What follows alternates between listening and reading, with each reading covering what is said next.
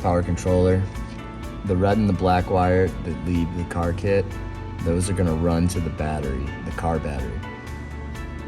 I put an inline switch in here so that we can override the remote, or in case you lose it. The blue wires that leave the power controller, those wires run to the film. We've got a wire running to the passenger side window, and we have a wire running to the driver's side window, and those are all just tied together. Negative and positive running to film isn't important, so as long as it's one of each.